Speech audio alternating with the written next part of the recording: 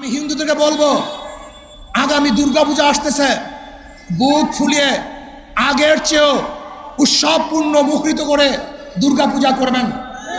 আপনাদের নিরাপত্তা দেওয়ার দায়িত্ব আমাদের সংখ্যাগরিষ্ঠ মুসলমানদের। কিন্তু খবরদার মনে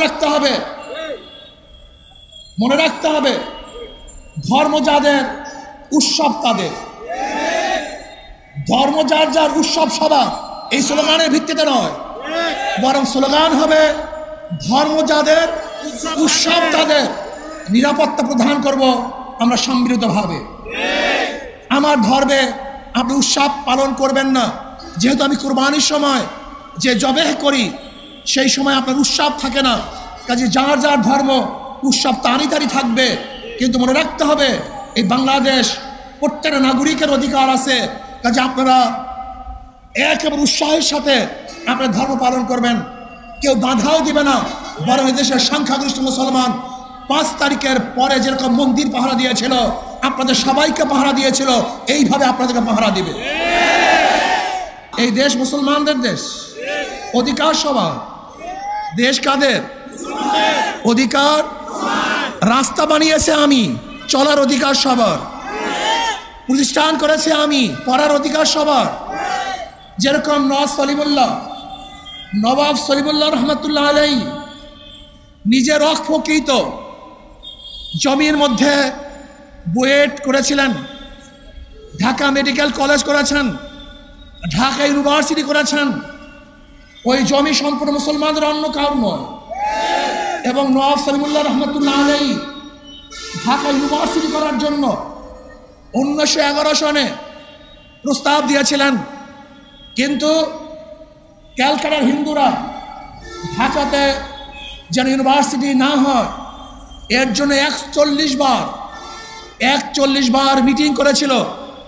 সেই গড়াইয়ের মাঠে রবি ঠাকুর তার নেতৃত্বে ব্রিটিশদের কাছে দরখাস্ত করেছিল যেন ঢাকাতে ইউনিভার্সিটি না হয়, তাহলে মুসলমানরা শিক্ষিত হয়ে যাবে। কিন্তু মুসলমান পিছপা হয় নাই, তারা তাদের দাবি অব্যাহত রেখেছে। 1921 সনে ঢাকা ইউনিভার্সিটি হয়েছিল মুসলমানদের দাবির ভিত্তিতে, মুসলমানদের জমিতে। মুসলমানদের ইউনিভার্সিটি পড়ার অধিকার সবার, মুসলমানদের ইউনিভার্সিটি পড়ার অধিকার বাজার করেছে আমি, বাজার করার অধিকার সবার। এদেশ মুসলমানদের অধিকার সবার। এদেশের যারা নাগরিক, আমরা চাই সাম্যতা, আমরা চাই মানবিক মর্যাদা, আমরা চাই সামাজিক ন্যায় বিচার। মুসলমানদের দেশ, অন্যান্য ধর্ম অবলম্বী যারা আছে তারা সমান হারে তাদের ধর্ম পালন করবে, নির্বিঘ্নে ধর্ম পালন করবে।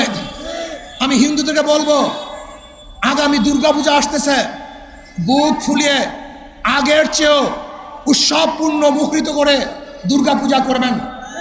আপনাদের নিরাপত্তা দেওয়ার দায়িত্ব আমাদের সংখ্যাগরিষ্ঠ মুসলমানদের। কিন্তু খবরদার মনে রাখতে হবে ধর্ম যাদের উৎসব তাদের, ধর্ম যার যার উৎসব সবার, এই স্লোগানের ভিত্তিতে নয়, বরং স্লোগান হবে ধর্ম যাদের উৎসব তাদের, নিরাপত্তা প্রদান করব আমরা সম্মিলিতভাবে। আমার ধর্মে আপনি উৎসব পালন করবেন না, যেহেতু আমি কুরবানির সময় যে জবেহ করি সেই সময় আপনার উৎসব থাকে না, কাজে যার যার ধর্ম উৎসব তারই থাকবে।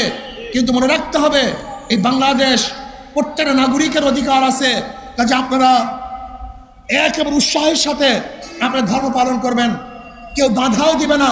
বরং দেশের সংখ্যাগরিষ্ঠ মুসলমান 5 তারিখের পরে যেরকম মন্দির পাহারা দিয়েছিল, আপনাদের সবাইকে পাহারা দিয়েছিল, এইভাবে আপনাদেরকে পাহারা দিবে।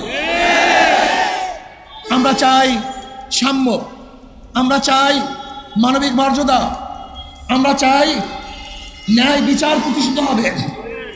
এই কারণেই রক্ত দিয়েছে, এই কারণেই মানুষ পঙ্গু হয়েছে, এই কারণেই ঝাঁপিয়ে পড়েছিলাম বাংলাদেশের মানুষকে মুক্তি দেওয়ার জন্য, মানুষকে ইজ্জত দেওয়ার জন্য, শান্তি দেওয়ার জন্য।